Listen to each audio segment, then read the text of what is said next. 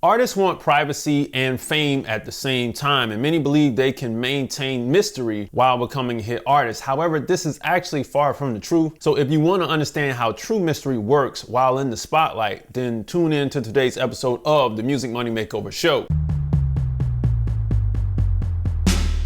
Here's the truth about maintaining your privacy. Fans only want to know three things. If you monitor music fans closely, you'll notice they only care about three things. They want to know, what type of work did you put in to get here business-wise? And then how did you learn to play, sing, or rap the way you do to reach your current position talent-wise? And then when we look at your internal battles, they want to know, what did you have to overcome personally to reach this point?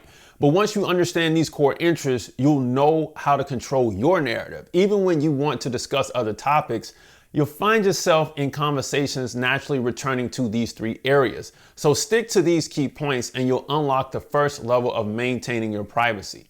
If you start discussing anything else outside of these topics, then your life eventually becomes public, and maybe too public for you to actually handle. So my question is, have you ever seen a fan willingly ask for your drama? And I don't think I've seen any fan willingly ask for drama unless these are people or trolls out there who are just trying to provoke you to do stuff. But natural fans don't want to see all your drama. They want to see you in all of your glory. They want to look up to you. They want to see someone that can inspire them, and they could care less about all the negative things about you. Sure, that exists. Sure, you might have some people, like, let's say if you have a meet and greet and they want to know, what happened with this or what happened with that, but that's not necessarily excess drama. Drama is like current stuff that's going on with you that doesn't have anything to do with those 3 points. And it's actually not even conducive to actually having you grow as an artist in the media. So I don't know any fan who would actually ask and request to see your drama.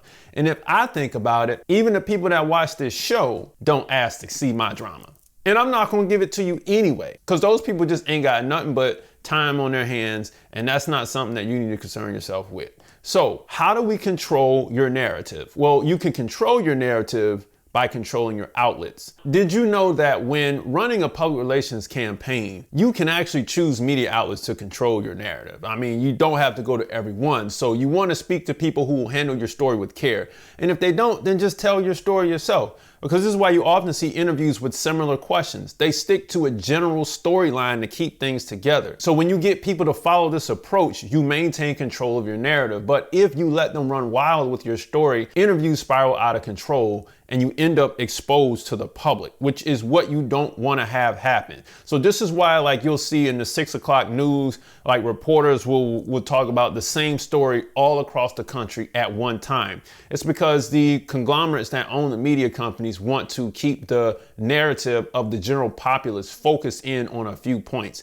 And you can do the same thing in your with your very own story. So I suggest that you get in the habit of writing out your story points before you do your interview request. And then when you send the request for the interview, make sure it has the story points you want to discuss in there and the topics you want to address, because that's how all PR agents do it for the most part.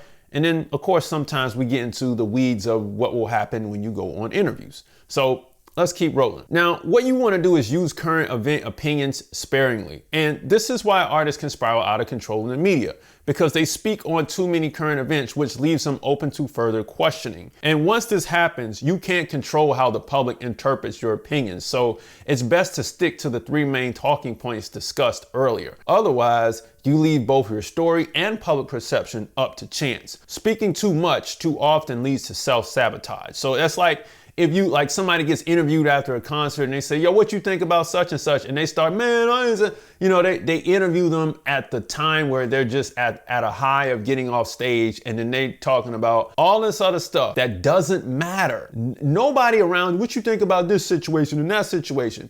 And then once you give your opinion, those sound bites begin to travel. Have you ever noticed how some of these people tend to skate around those questions? Like, nah, man, that's because they're in control of their story. So it may maintains a level of privacy. Because again, once you open up that can of worms, then you can't really bring it back. That soundbite will travel. And you know, it just is what it is. But what if fans want to know more than talent, business, and general personality information? I understand your position on this, but you don't want to give into those requests. Remember that once you step onto that stage and share opinions about current events, there are consequences. Revealing too much information strips away your mystique and gives fans more details than they actually need. You don't want to do this, right? Nobody asked for your opinion. The reporters did because they needed a story to run with. So what if I got access to a bigger media outlet? Don't give in to the pressure or get starry-eyed. Keep your excitement in check. And if you let them control the interview questions, then they'll push you outside of your comfort zone. And again, you don't want that to happen. But what if I want to talk about current events? Well, you can speak about current events, but it may compromise your privacy. So you want to choose topics that relate to your work or personally resonate with you. This way you can discuss them safely and authentically. And that's the whole point. Again, we're trying to maintain privacy here. This is what I want you to do because it's going to give you some work here. So I want you to develop your story around your past, present, and future based on these 3 story points. And this will give you everything you need when people ask you to tell your story. Even if you're not on an interview, this is going to help you out because this is going to allow you to kind of build your very own PR campaign.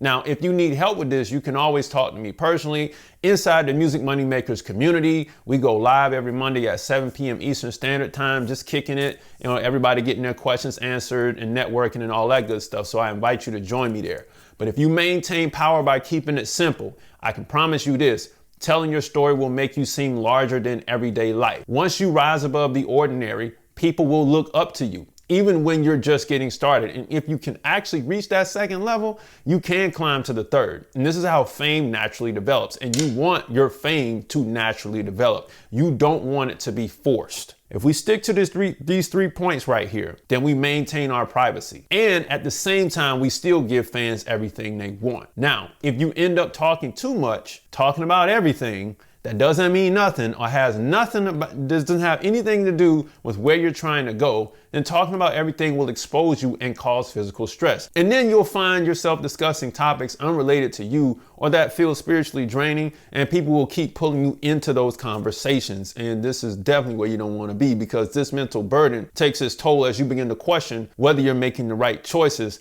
or not. And it'll put you in a place of compromise because ultimately people will begin to know you for what you talk about more so than your music. And that's not a good place to be. At the end of the day, if you've been struggling with the idea of keeping your life private while giving fans the information they want and crave, you now have the means to become the fan favorite artist you've always wanted to be.